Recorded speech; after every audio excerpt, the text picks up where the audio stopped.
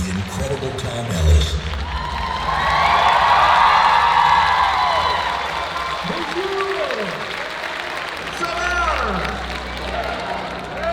That's all I've got. Okay. Hello, Heroes Comic Con Belgium. Thank you for being here with us, and thank you, Tom Ellis, for being here. We're so glad to have you. Thank you very much for having me. So, some of you might have been with us yesterday. We're going to ask some of the same questions, but we're going to try and make them different in a way. Also, you've just watched a clip explaining that we're not going to ask any questions about certain shows, certain characters, so we ask all of you to play along, and in a section where you will be invited to ask questions to Tom Ellis, we'll ask you to play along with us and not ask about those shows, those characters. If you do, if you share your love and we feel like it might be a question that's outside of the line we're trying to draw, well, we'll smile, we'll be happy, but we'll move to the next question. We hope you understand. So, Tom. Hello. We mentioned yesterday that Belgium was a very special place with very special food. What did you eat last night? Believe it or not, I tried the fries. They're massive, aren't they? Biggest fries I've ever seen, but they were delicious. Very, very good. Excellent. Did you choose a specific spot, or did someone have to drive you to a specific place?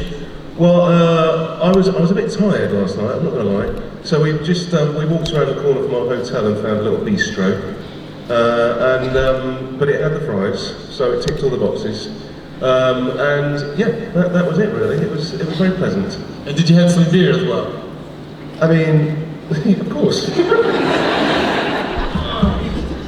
Oh, okay, the proof. That's amazing. That's all right. Fair enough.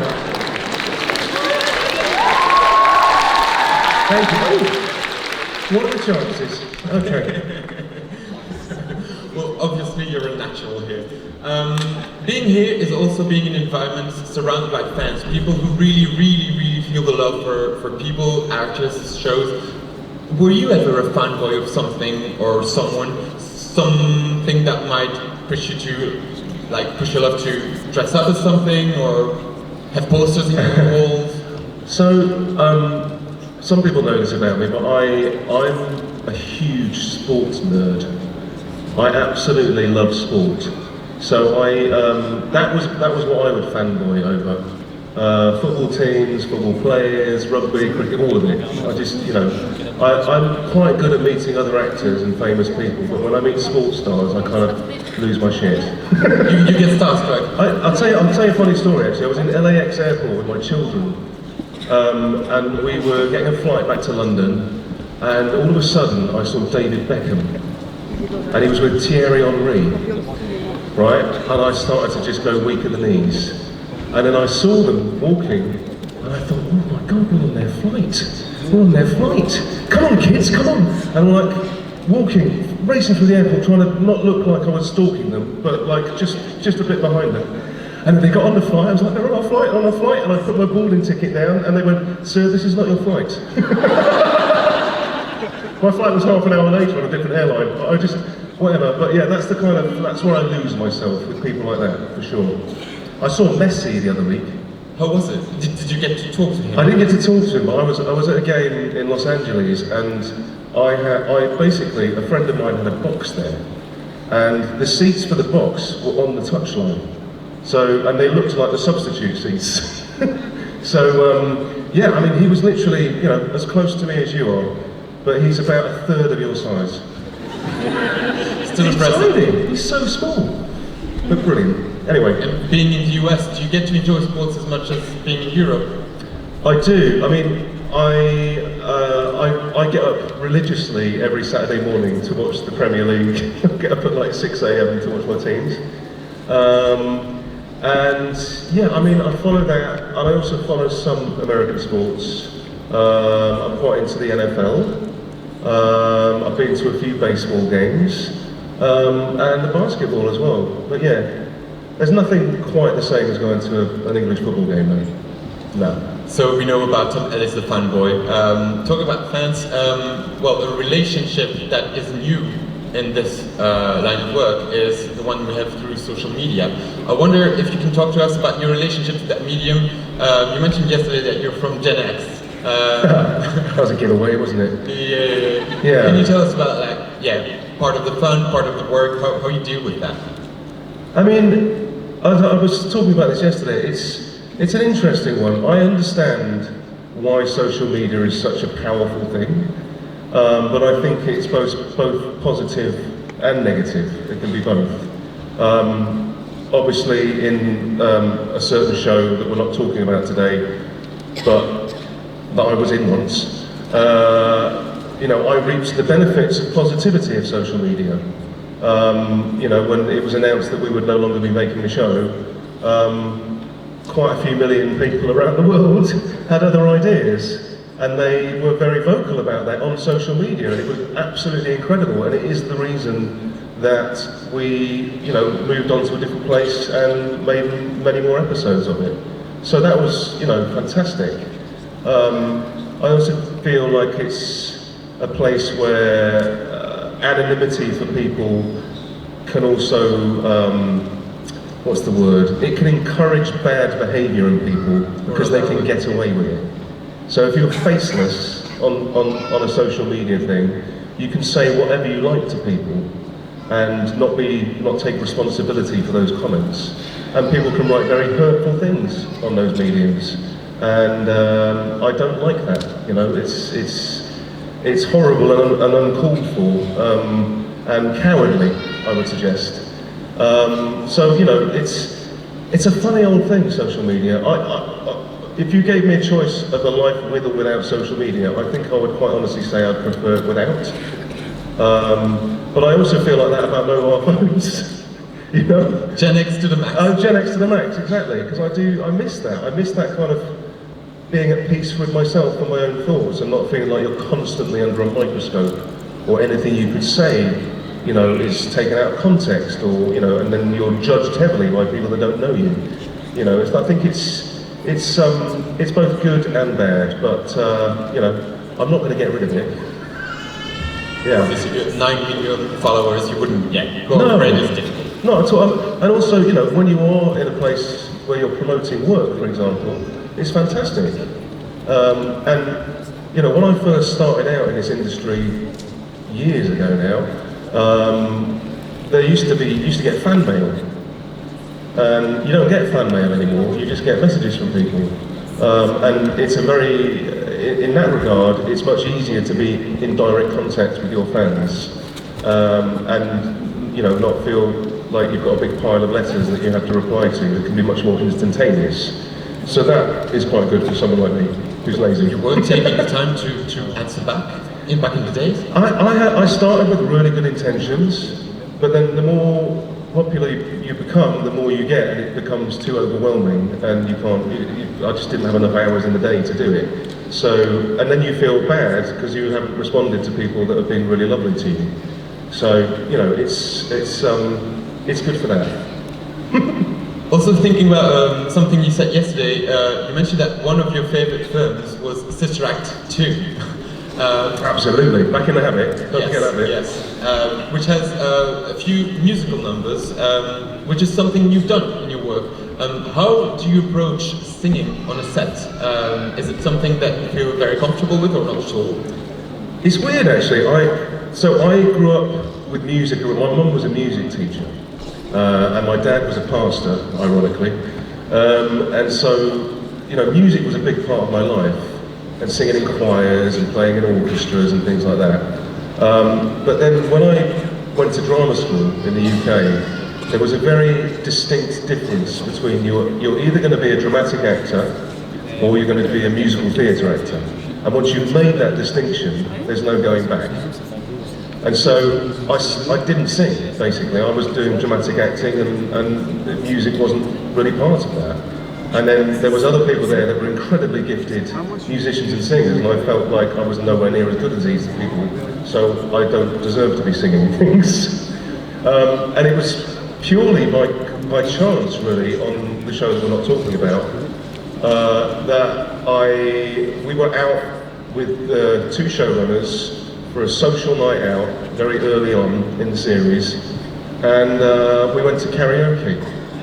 And What was the song? Mustang Sally, always. But yeah, I had a few beers and got up and sang, and they were like, "Oh my God, we didn't realise you could sing." And then the next thing I knew, that they put that character singing in the show. And it was, I've got to be honest, it was nerve-wracking, because I had that same feeling. I'm not a good enough singer to be doing this in this professional realm. But I had such a lovely response from it that it really gave me confidence to carry on doing it, and it brought a new joy back into my life, because singing makes me really happy. It's quite a euphoric experience for me, which is why I love Sister Act 2 Back in Habit. Well, we're happy you're singing. And talking about confidence, yeah. Maybe at the end of the show. Yeah. But talking about confidence, you're known for some work with some raunchy scenes, some intimate scenes. How do you approach those? Because I mean, it must be difficult with like 50 people around you going like, okay, I'll do that now. I'm not alone doing it. Like, how do you approach this? Well, that's something that's changed as well these days, because they have things called intimacy coordinators. But I actually haven't worked on a job yet with one, but I hopefully will be on something next year, if this all gets resolved, where I will be working with an intimacy coordinator. But I was actually just reading an interview with Michael Caine, the old British actor Michael Caine, and he was like, I don't understand all these intimacy coordinators. In my day, you just go and get on with it. And that's basically what we did. You just go and get on with it. It's like you'd have a brief conversation with the actress that you're working with, or actor that you're working with, depending what you're doing. And then that would be it. You just kind of would go for it, and you have to trust each other. The worst thing about those situations for me, the first time I had to do it, was what they give you to wear. And essentially, they give you what looks like an old medieval money pouch, like a coin purse with a drawstring on it, and you're meant to put your bits and pieces inside of that, and then secure it. And I'll tell you, it doesn't feel secure, I'll tell you that right now. And so I remember doing a scene in a show called The Fades back in the day, which I can talk about because it's not a sack show. And I had to do a scene with an actress, and I was given one of these things, and I put it on, and I thought to myself, my goodness me, this does not feel like it's going to stay on. So I asked someone from the wardrobe department if they had any tape, which they did. And so I just starts sounding like a drag show. So basically, I then kind of like put some extra kind of coverage on there and stuck this tape onto my, I'm just going to say it, onto my pubic hair. And it felt secure, but then we started doing the scene, and the scene involved the actress kind of grinding on top of me. And, yeah, exactly. You know where this is going. And every time she did that, it would pull this tape on the thing. So what looked like me having a great time, and going, was actually me in agony. And then the worst part of it was, that was in the morning, and they went, we finished the scene, and they went, okay everyone, that's lunch. Everyone disappeared, and I couldn't I couldn't get out of it. So I called the person from the wardrobe department and said, can you come back with some scissors? And she did, and I basically had to cut myself. I missed half an hour of lunch cutting myself out of this fucking thing. Anyway, there you go. So they're funny things to do, and they can be quite awkward. Again, that's why intimacy coordinators, I think, have been brought in these days to kind of alleviate that and make it much more of a choreographed experience, basically.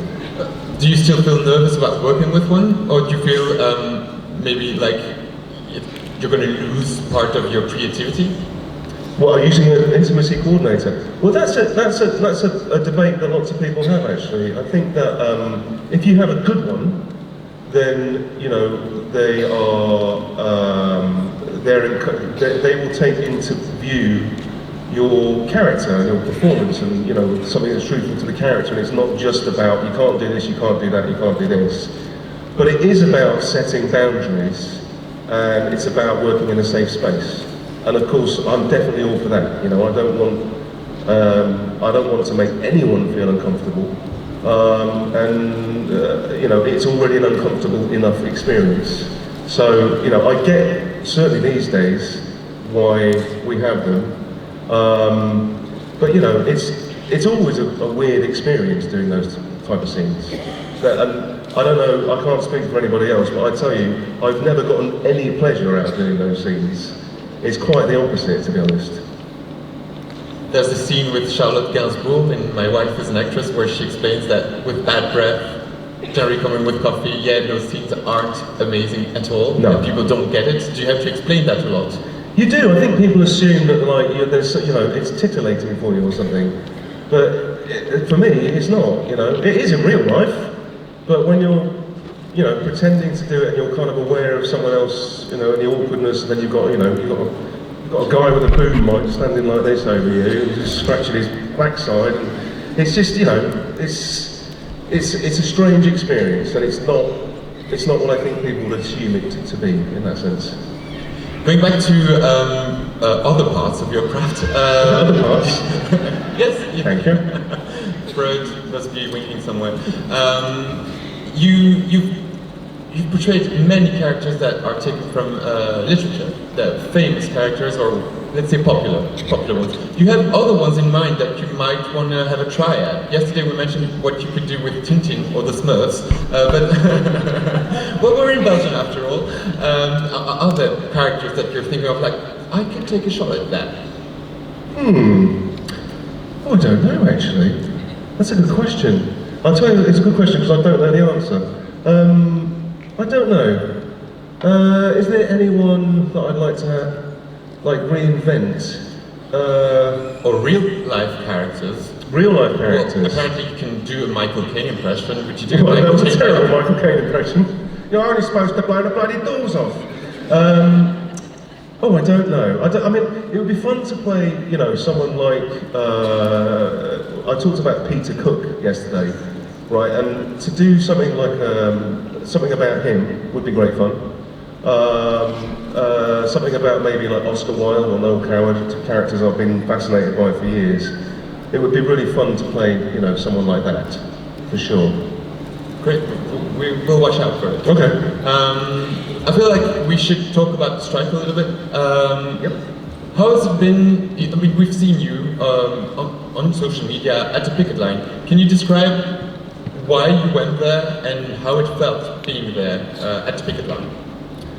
Well, first and foremost, the picket lines aren't just for show. They're active in terms of we don't want people to cross them, and so there are still. When it first started the strike, there were people that were still trying to produce during it, and there were shows that were still trying to go. It was before the actors went on strike, but it was just the writers, and so we felt it was very important to form these picket lines to put pressure on other people for them to kind of go on board with us, because it affects everybody within this industry. And you know, and it was successful in quite a few occasions actually, where things had to shut down because people refused to cross the picket line. So they're not just for show; these are actually, you know, active things. That being said, it's not like they're a violent mob. You know, everyone there is in good spirits. You know, I think, like I said yesterday, no one wants to be on strike.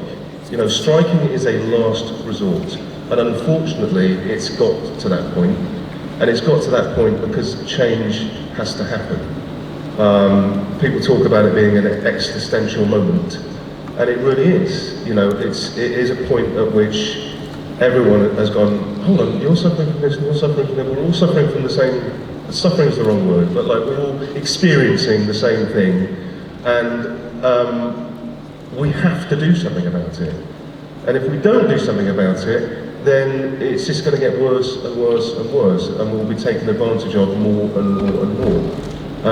And so, you know, that's why unions are formed, so we can actually like fight for ourselves and look after each other in the same profession. But some actors have voiced concerns about the legitimacy of this strike. Was it easy for you to get on board? Was it like a no-brainer? Absolute no-brainer for me. It's a no-brainer for me. I can illustrate it for you if you want, from my own personal experience, okay? So the show that I can't talk about started on a network and then moved to a streamer. Now, whilst that was amazing in terms of the popularity of the show, it became really, really popular when it moved to this big streamer. I don't see any residuals now it's on that big streamer.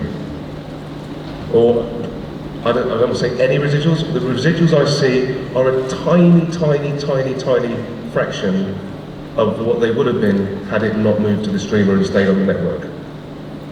And that's how the streamers work. And so, it's like musicians, putting music out there, your music is played, all of that sort of stuff. It's like you get a piece of that pie, because it's the pie that you made.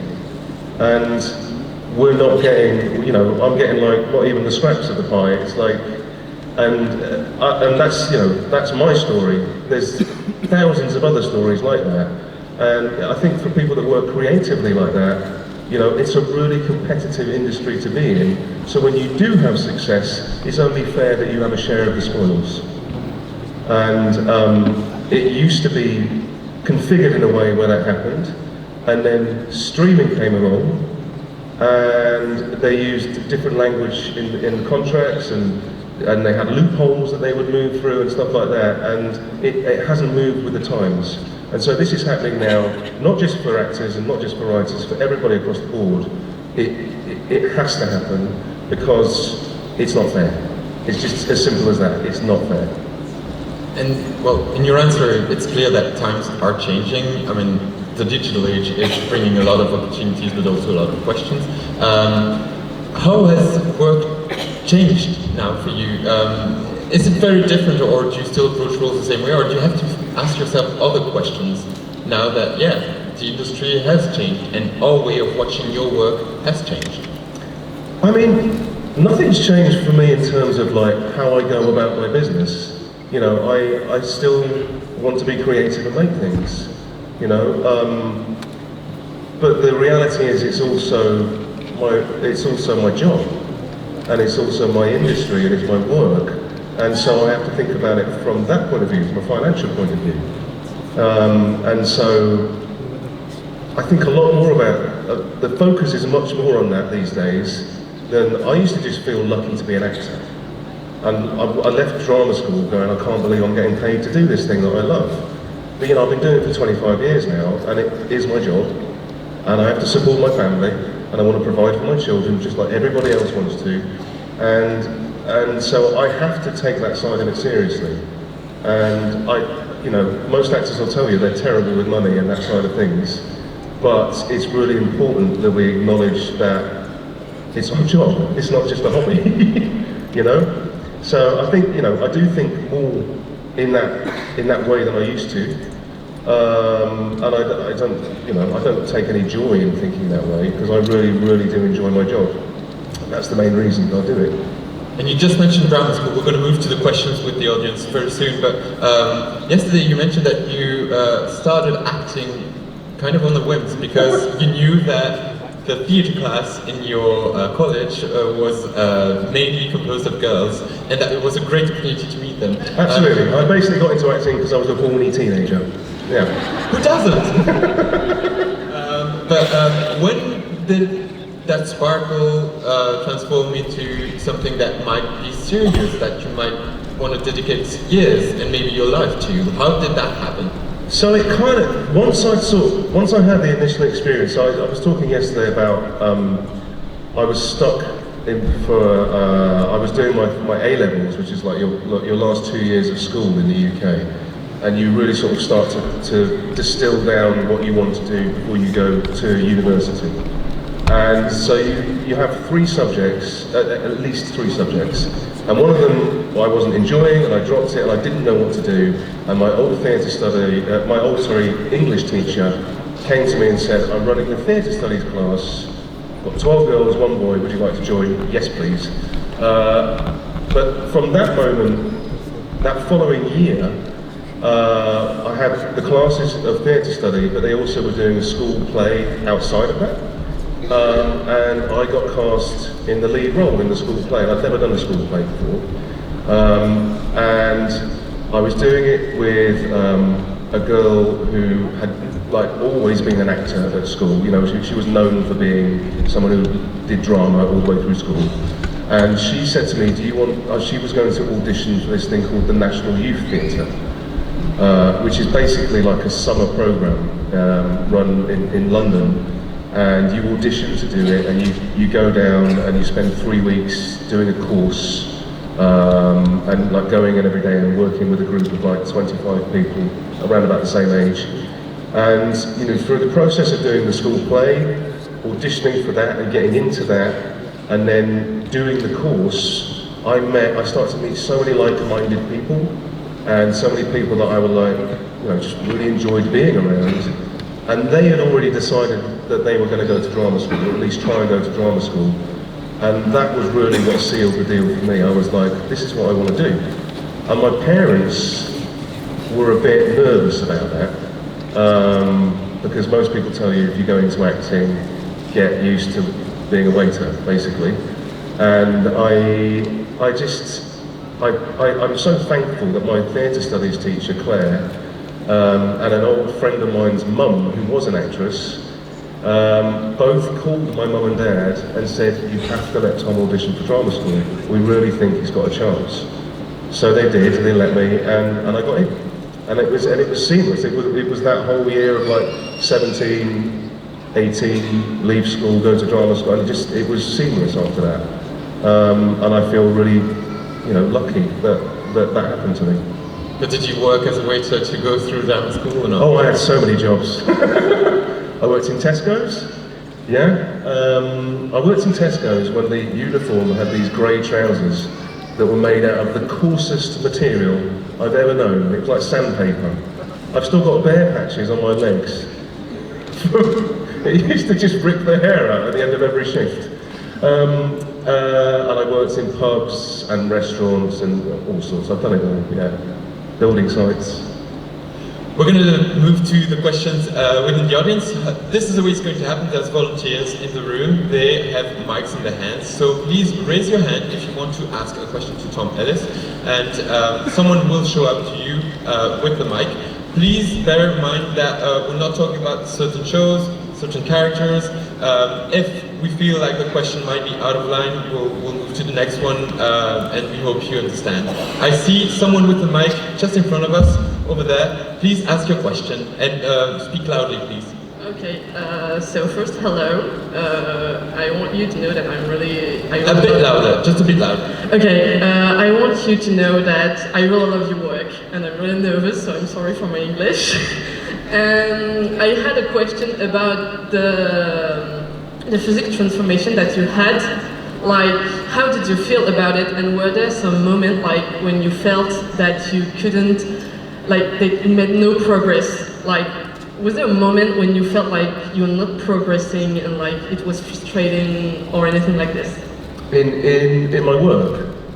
Yeah, I mean, I learned actually I was very lucky in that I started working straight away, and for the first 2 years of coming out of drama school, I went from job to job to job, and I was like, oh God, this is like working out, this is happening. And then I got cast on a thing on the BBC, and it was like one of the lead roles, and this was 2 years out of drama school, and I was like, oh my God, this is like really happening. And then when I finished filming that, I didn't work again for 9 months. I couldn't get a job. And I ended up working for my mum, actually, who was a practice manager at a doctor's practice. And I worked as a receptionist at a doctor's in Bristol. But I just played a lead on a BBC thing. And so I kind of was confused, crestfallen, but at the same time, I was in that doctor's surgery thinking, I'm never going to let this happen again, or I'm never going to take it for granted again. And what it did do was up my work ethic. And, you know, thankfully got back on track, started getting work again, and then I just worked harder and harder and harder to make sure that never happened again. Thank you. We're gonna move to a question. Can you, yeah, over there. Hello. Sorry for my English, I'm very nervous. I'm excited to meet you. Just a bit louder. Okay, is it good? I'm very happy to see you. And I wanted to ask you if you could change something in, like, before, if you could undo what you've done in your life, what would it be? If I could undo something in my life? Yes. Ooh, that's a good question. I mean, look, no one wants to have regrets. I certainly have points in my life that I wish I had dealt with situations better, for sure. And I wish that I had been, what's the word? I wish I had been strong enough to say how I truly felt about things, and not fearful of the outcome. And I think that's probably, I'm much better at that these days, but I used to be such a people pleaser that I would maybe not say exactly how I felt about things, and because I was so wary of being sensitive of someone else's feelings. And so I don't think that is, I don't think that's the best way to be, even though, you know, it's good to be sensitive, but it's also, you've got to kind of stand up for yourself in certain situations. And so I think there's times in my life where I wish I'd stood up for myself. Thank you. We're going to move to the third question over there in front of us. Good afternoon. Thank you for the wonderful Q&A. It was really nice to hear you speak. I was also very happy to hear you talk a bit more about the strike, so if it's okay, I have a question about that one. Because next to an actor, you're also a father, and I was curious to hear if this is a conversation that you've had with your children. Did they ask questions about why you're on the picket line, why you're out on strike, how it's evolving? Is this something they've caught on to? Absolutely, yeah. I mean, my kids and I talk about, you know, everything all the time, and I know I'm very open and honest with them about it. I think that, and they completely get it as well. You know, it's a no-brainer for people that really know the facts. It's a no-brainer. I understand if people don't work in the same industry. I understand that they might not quite get it. And they think that this is a very privileged industry and people are very privileged, blah, blah, blah, blah, blah. But the truth is, when you are in something and that's your livelihood, then it's important to you.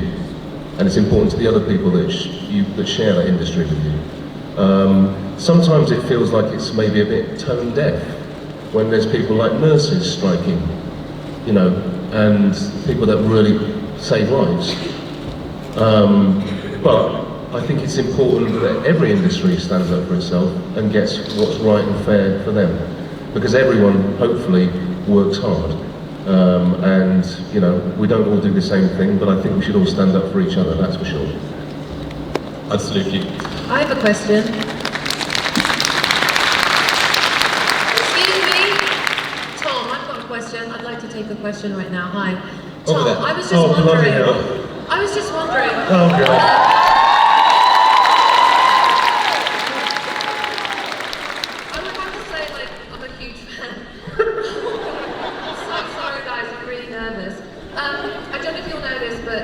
Mr. Tom Ellis was the original Robin Hood on Once Upon a Time.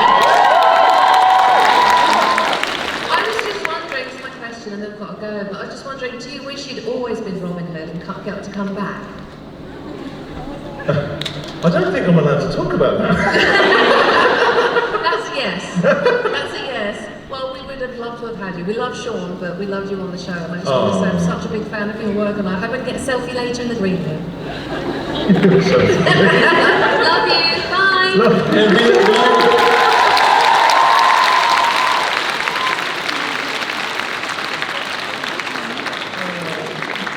She will be back later on. We have a question right in front of us over there. Hi. Hi. I mean, I don't know. I can't say, where are we? I'm here.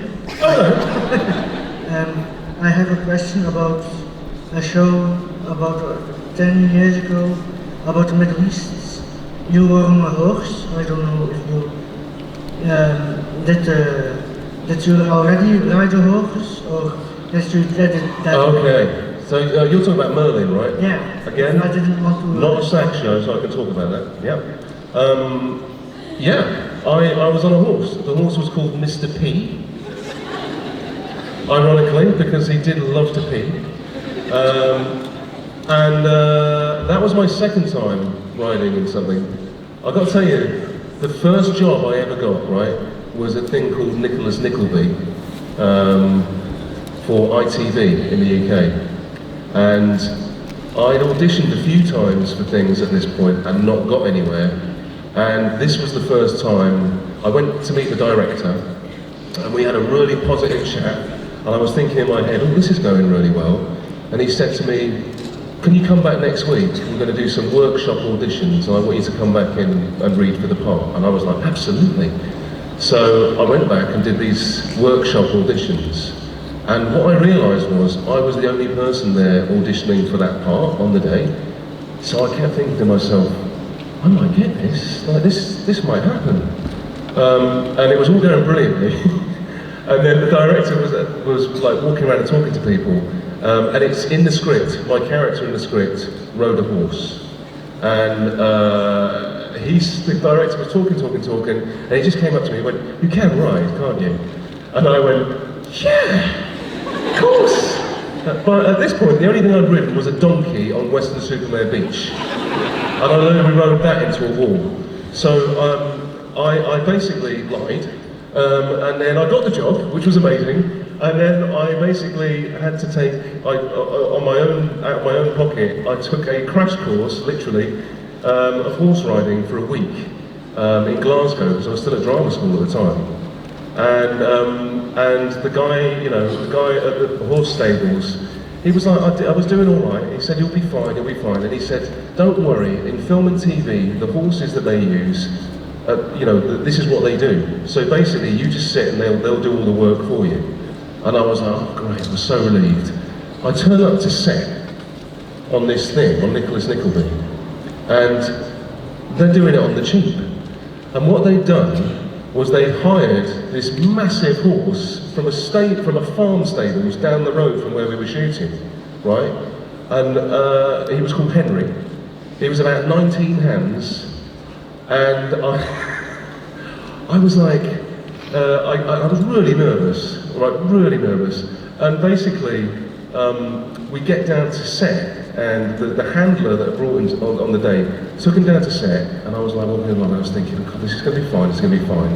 And then the boom mic guy, gets his boom mic and starts going like this, to get a sound recording for something, and the horse started to freak out. And it had the handler on it, and it went up on its back legs, and it shot up this path. And at that point, I realised that horse had never been on a TV set in its life. And I was absolutely shitting myself. Thankfully, we got round to doing it, and all I had to do was ride in and ride out. And the horse, by this point, was so bored of just walking in and walking out, that he basically, horses can sleep standing up. He fell asleep. So, what happened was we get into the scene, and then the horse wouldn't move at the end of the scene because he was asleep. So if you watch the scene back, you'll notice that the camera slowly just pans off because the horse wouldn't move. But yes, that was my horse experience.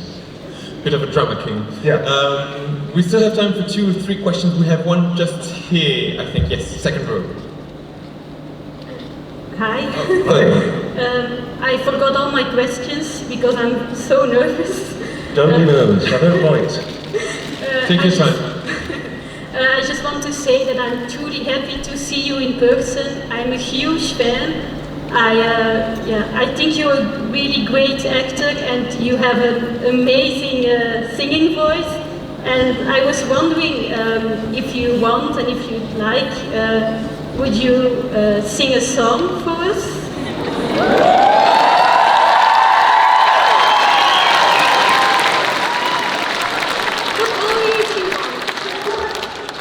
Oh my, I don't have my guitar. Well, my birthday was last month. Oh, it was your birthday? Last month. It was last month? Is your birthday today? What's your name? Katerina. Here's what we're going to do. We're all going to sing happy birthday to Katerina. Okay? Happy birthday to you. Happy birthday to you. Happy birthday, Katerina. Happy birthday to you. And you for last month. There we go.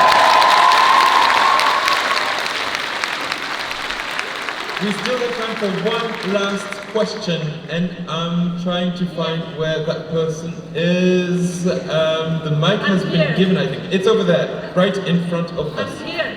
Oh, you are? Sorry, it was me. Here. We don't see you. Okay, over there, over there. There. I just want to know if I can come and give you something. A bit louder. I just want you to know if I can come and give you something. Yeah, as long as it's not COVID.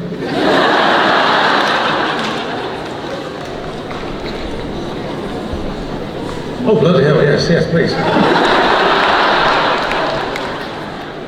Oh, wow. Oh, thank you very much. Oh. Is that what I think it is?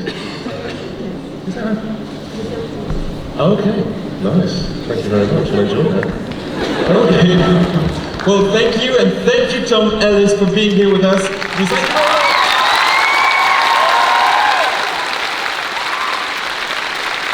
can't wait to have you back in Belgium. Thank you for being here. We will come from Belgium. And thank you for being here. We're meeting other heroes today.